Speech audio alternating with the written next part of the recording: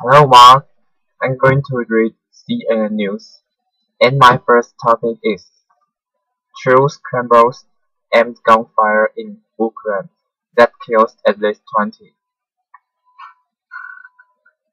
A, sh- a shaky truce crumbled in Kiev on Thursday morning when gunfire erupted at Maidan or Independence Square, which has been ground zero for anti-government protesters. At this, at least 20 protesters died, said Oleg Musi, head of the protesters' medical service. A policeman was also killed, the Interior Ministry said. It's unclear what prompted the gunfire, but CNN crews at the scene reported that security forces were moving away from the area. A group of protesters pursued them, throwing rocks and Molotov cocktails. Protesters broke the truce, said a statement from President Viktor Yanukovych's office. The options used the negotiation period to buy time, to mobilize and get weapons to protesters. When the bullets flew, several demonstrators fell to the ground. Protesters grabbed the wounded by their clothes or limbs and carried many of them to a hotel lobby at one end of the square that had been converted into a church center. Bodies covered in bloody sheets lay on the floor. Orthodox priests prayed over them. As police hastened their withdrawal, demonstrators rushed to fortify their barricades, which they then reunited. The Thames City was once again in their hands. That toll unclear. It's unclear exactly how many people died Thursday. Speculation ran rampant. Various figures were thrown around. No one wanted to repeat of Tuesday when 28 people died, police and protesters alike. It was the deadliest day of protests, which began in November when Yanukovych reserved a decision to sign a trade deal with the European Union and instead turned toward Russia. That dissatisfaction has since morphed into resentment of Yanukovych, his closeness to Russia, and the power he wields. Talks and truce. Thursday's violent developments came just hours after an embattled Yanukovych announced a truce, and opposition leaders has agreed to abide by.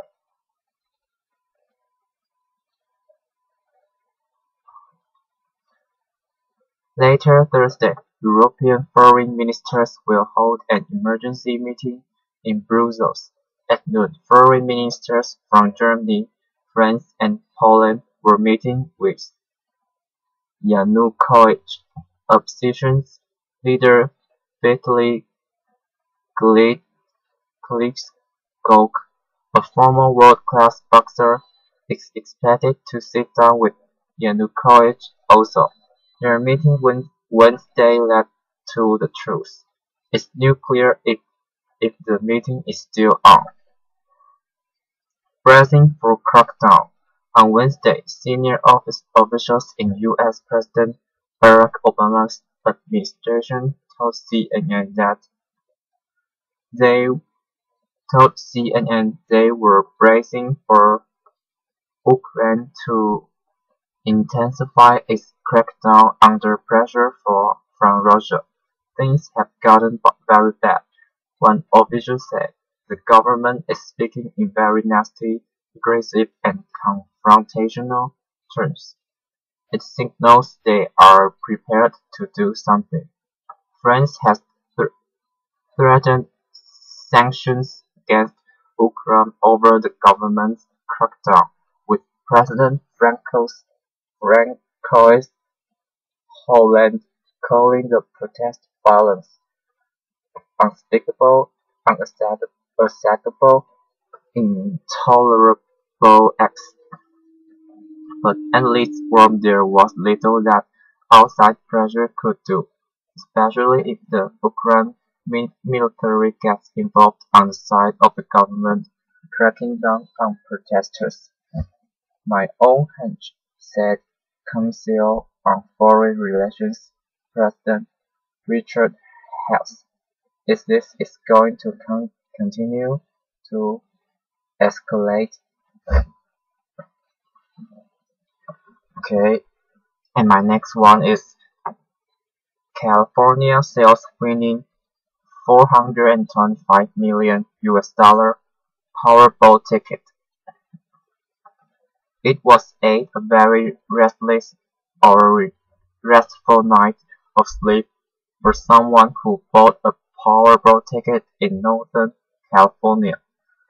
Restless knowing their life had changed forever, or result knowing they had a boatload of cash coming their way.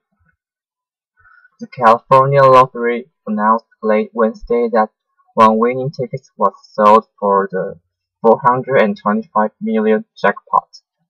The winning numbers were 17, 49, 55, 35, 1. The Powerball number was 34. The winning ticket was sold at Dixon Landing Chevron in the Bay Area town of Milpitas.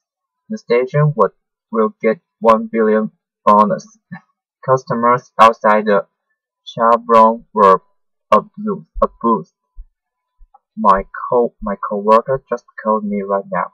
Did you buy your ticket at the Chevron? I was like, no, she says. Oh my god, someone just hit it there. Crazy could have been me.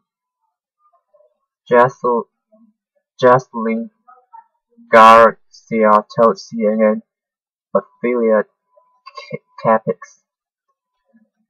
Wednesday's jackpot ranks as the sixth largest in U.S. history.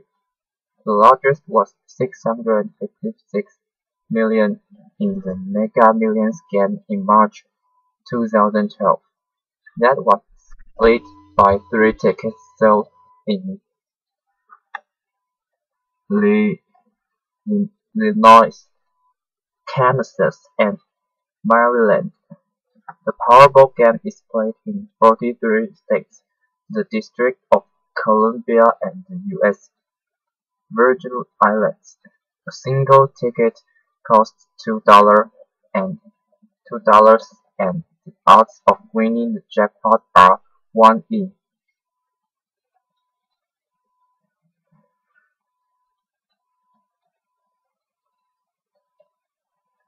175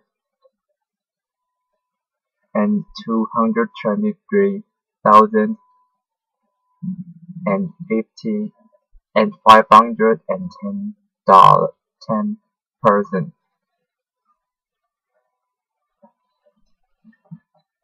Okay, and my next news is hedge fund chief gives Harvard $150 million for undergrad school scholarships aid. It's the largest gift in the nearly 400-year history of Harvard College, a 9-figure sum aimed at giving hundreds of students who win admission against long odds that the means to attend. The $150 million donation from hedge fund Chief Tim Ken Griffin, class of '89, will form field scholarships for 200 Harvard undergraduates and provide matching funds for another 600, the university announced Wednesday.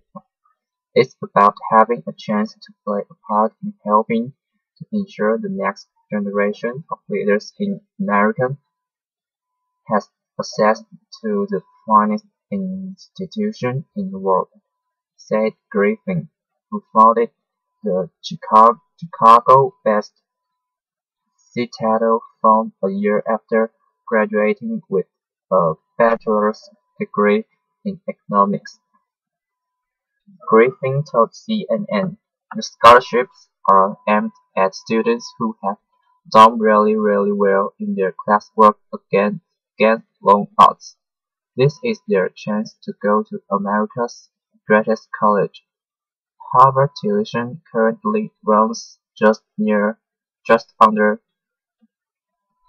$39,000 a year, which total costs room, board, and fees running more than 56,000,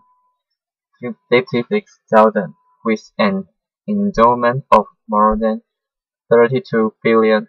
The famed Cambridge, Massachusetts school isn't hunting for money and has been wrapping up its financial aid in recent years. The average student gets about $12,000 a year in aid. About 20% of the college's 6,700 undergrads come from families that earn less than $65,000 a year. They pay no expenses. Griffin, who already has established one Harvard scholarship, said the school's commitment to need-blind admissions and equality of opportunity inspired his contribution. "I think for me, as a Harvard alumnus who really did benefit tremendously from a Harvard experience, this is a chance for me to really support a set of values and beliefs that I believe in strongly," he said. Harvard College is the undergraduate arm of Harvard University. Ken Griffin's extraordinary philanthropy is opening Harvard's gates wider to the most talented students in the world, no matter their economic circumstances. Harvard University President Drew Gilpin-Faust said in a statement announcing the gift, "The scholarship giving donation will help mean Harvard is more accessible than ever before," she said. Also included in the gift is $10 million for an endowed professorship in business administration at the Harvard Business School, which will be named for Griffin. The university's financial aid office will also bear his name, the school announced. Okay, next one is Sochi 2014. Russia's ice hockey dream ends. It was the Holy Grail, the gold medal that President Vladimir Putin and his fellow Russians had dreamed of. It wasn't just about reasserting Russia's standing on the ice hockey stage. This was about pride, tradition, and proving that the host nation's star players could deliver in front of the watching world. But there was one small problem. Somebody forgot to tell Finland. When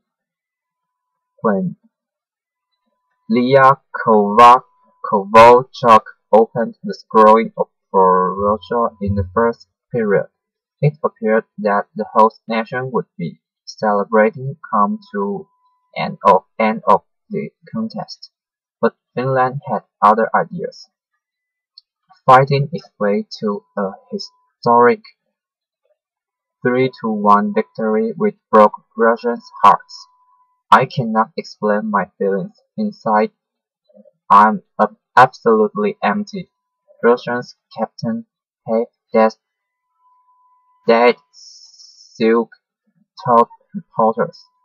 The emotion we feel right now is disappointment, disappointment that we didn't live up to the hopes placed on us.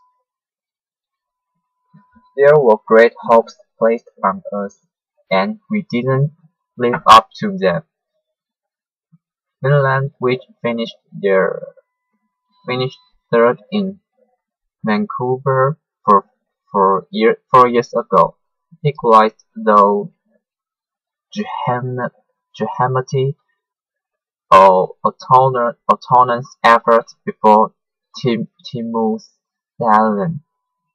Salon completed the comeback ahead of first intermission. Mikko Granlund added a third early in the second period to seal the win and silence a stunned crowd. Final will now face the highly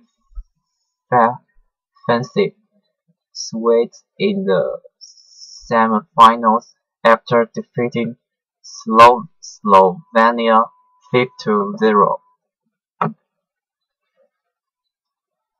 Carl Hagelin scored twice with Alexander Steen, Daniel Setting and Louis Eriksson also on target.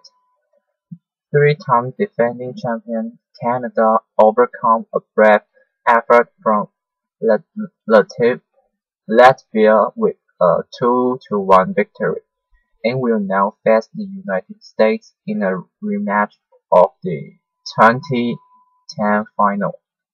The American, who beat Russia earlier in the competition, eased into the semis with a 5-2 victory over the Czech Republic.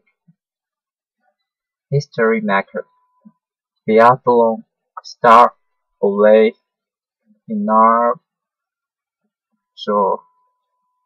John Dalen made history by winning a record 13th medal at the Winter Olympics as Norway claimed gold in the mixed relay. The 40-year-old overlooked fellow countryman and cross-country ski star John Daly, who won 12 medals during his career. John Dalen, who has now won 8 gold medals, teamed up with Emil Hugo Svensson for the men's legs and Tora Berger and Tyrell Peikoff for the women's as Norway's cruised home. The Dutch Republic took silver with Italy in the third. Jordan came close to winning his 13th medal in the 20 km individual last week, but had to settle for 4th place. He also missed out on a medal in Tuesday's mass start, where he made 4 errors in the final shooting, mistakes not repeated on this occasion.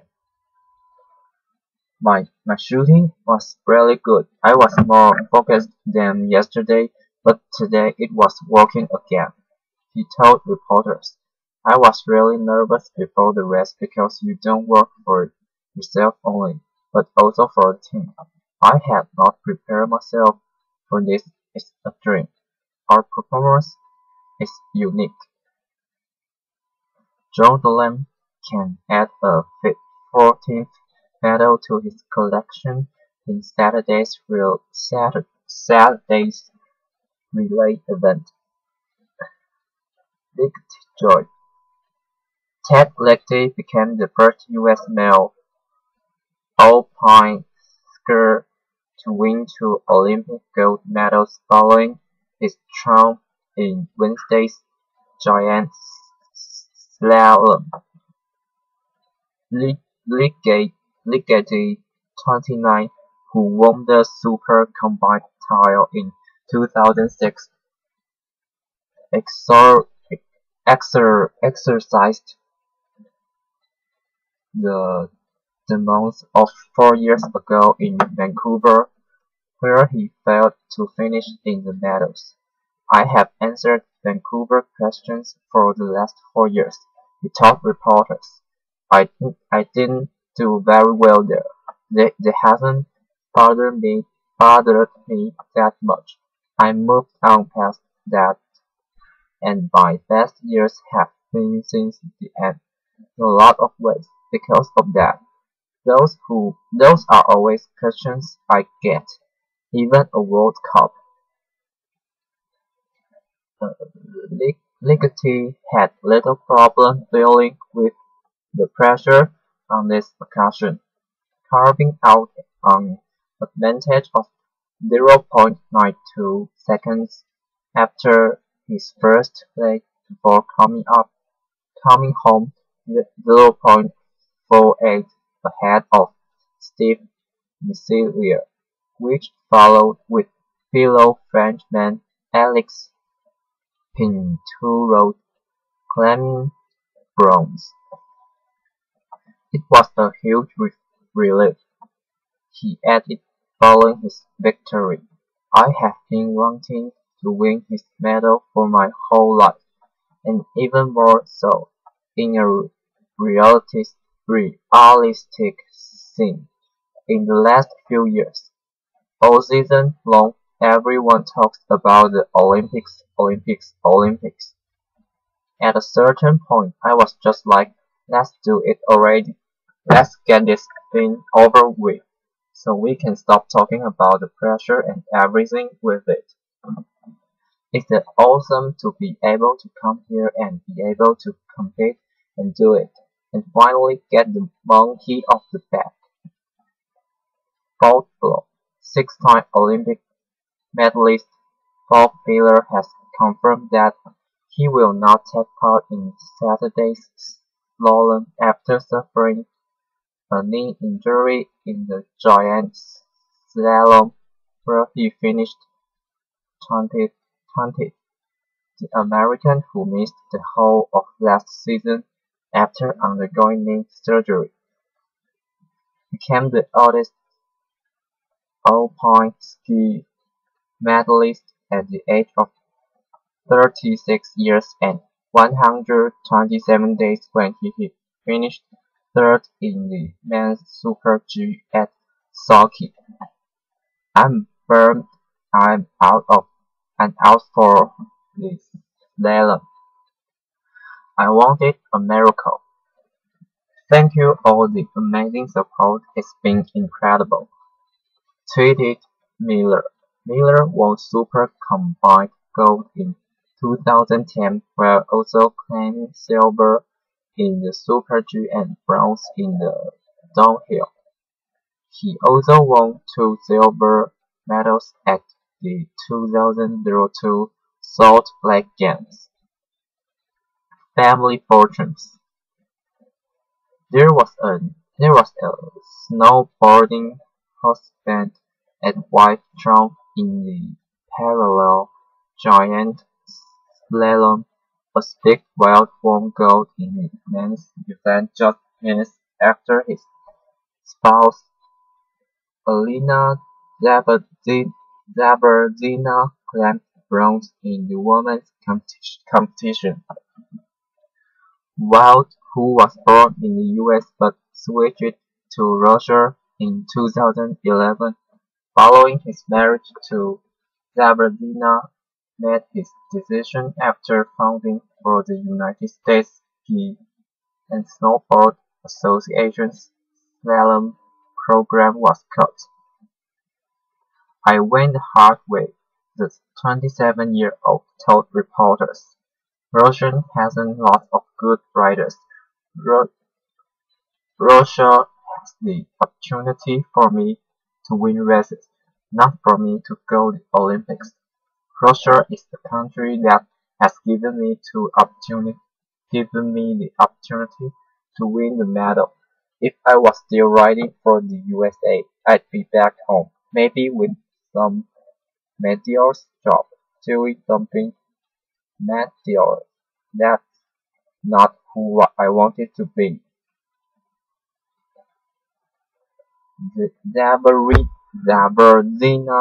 Zabardina was thrilled with with her success but was need to praise her husband following his move to Russia. "I'm very happy that they got gold," he said. "This is what he worked for. He's so far from his hometown. He did an amazing job.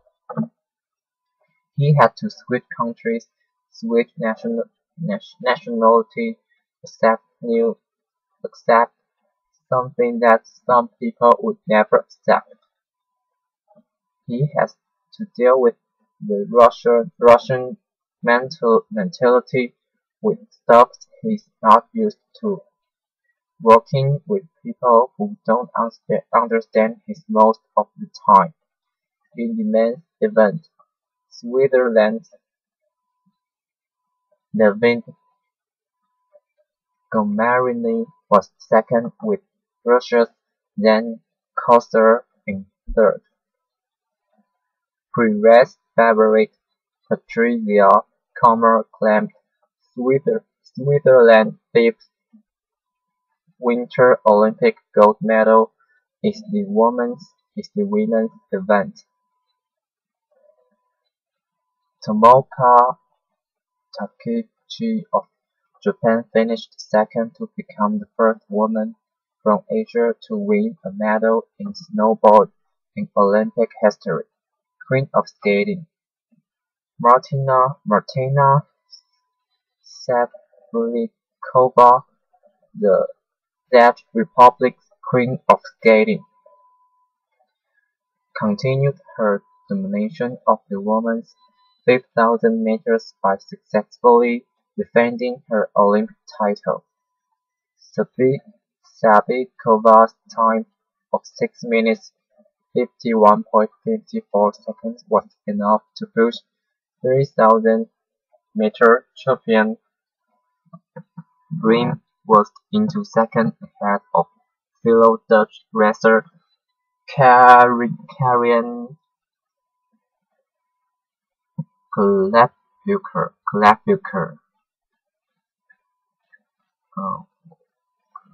The the the Netherlands have won 21 of the 30 speed skating medals on offer, including 6 of the 10 golds, but they failed to overhaul Spikova on this occasion.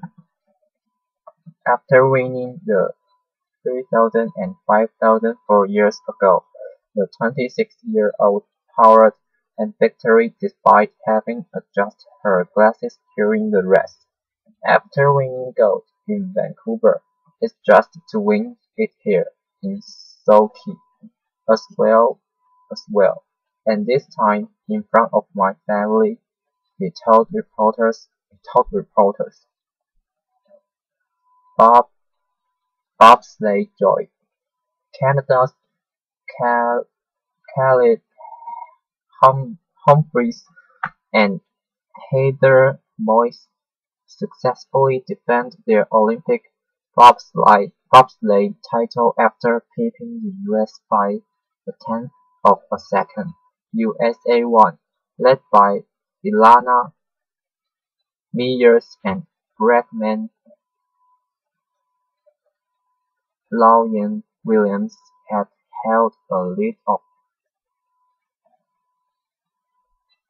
uh, 11 seconds going into the final round but endured a disappointment final effort that allowed Humphries and Boyce to stand gold, with Americans Jamie Greifel and Jack Evans taking bronze. Winning gold is amazing, but walking away satisfied is better. After the after the third round, I knew that if we did the business, we could be on top. Humphries told reporters, "When you have to rely on someone else or what and see, it makes it hard." Curling: Sweden will face Canada in a report of the 2010 Women's Curling Final. Sweden, aiming for the third successive gold medal, saw off Switzerland 7-5 in the semifinals. Canada, unbeaten so far, edged out Great Britain 6-4, and skipper Jenny Jones is confident her team can take revenge on the Swedes this time around. Switzerland and Great Britain will compete for the bronze medal on Thursday. In the men's event, Canada will face Great Britain in the final. Canada defeated China 10-6, while Britain edged out Sweden 6-5. High five! Nowadays cross-country skiing star Marit Bjorgen claimed the fifth gold medal of her illustrious career after leading her country to victory in the women's team sprint race. Bjorgen, who raced with Invid Blugasted Augsburg, had already won skiathlon gold at Sochi to add the three she won at Vancouver 2010. It left her one short of the record by a female Winter Olympian, jointly held by Soviet speed skater Lydia Goblikova and Russian cross-country skier Lyubov Yegorova. Kerttu Niskanen and Ano Kaisa Saarinen of Finland came second, with Ida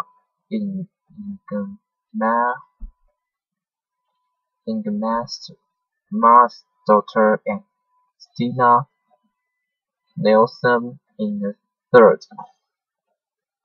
In the men's race, Finland produced a stunning victory to claim the country's first gold in Sochi, thanks to the effort of Sami Juhajärvi and Rivo Niskanen, the pair who took 8 turns to perform their spirits each, finished in 23 minutes and 14.89 seconds to see off Russia and Sweden. Classic Kim. In the women's figure skating, defending champion Kim Yoo-na of Korea claimed top spot in the short program. Her score of 74.892 was the highest ahead of home favorite Adelina Sotnikova. The tallest California coaster produced a fine performance to finish on 74.12, to finish ahead of U.S. medal hopeful Glasgow. The competition will conclude with Thursday's free program. Okay, and next one is police Oregon teams torture classmate. Cut swastika into his head. 3 Portland, Oregon teens are accused of luring a classmate into a shed, hitting him in the head with a crowbar, shooting him with a BB gun, and then using a box cutter to carve a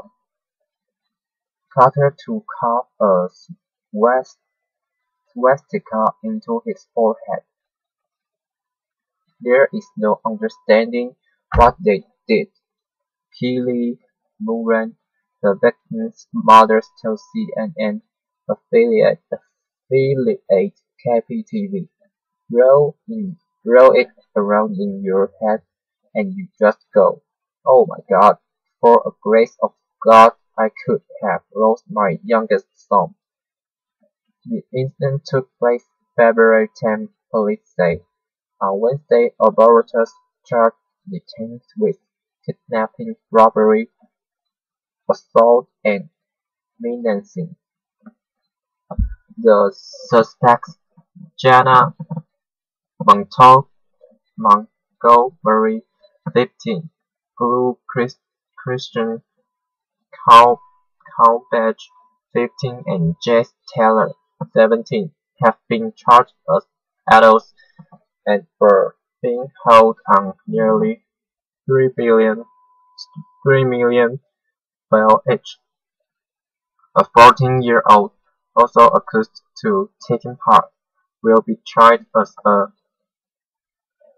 juvenile. According to court documents, a tall Montgomery told police detectives that she was the bait to lure the 16-year-old victims. Thus in Moran to the shed where the alleged assault took place. The teens were after the victims' skateboard and cash, according to a probable cause affidavit. All of them are students at David Douglas High School. "I just think the whole idea is just messed up," senior Mark Collins told affiliate KATU. "Why would you do that to someone, especially with a crowbar and BB gun? It's not clear whether the wound on those teens' forehead will scar." Kelly Moran said her son will wear a silicone pack there to help with the healing. He's been severely traumatized, not just physically but emotionally.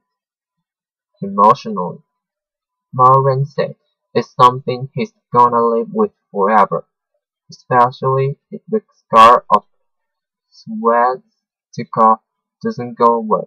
Every time he looks in the mirror, he's gonna have that memory.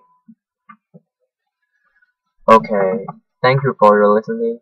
Bye bye.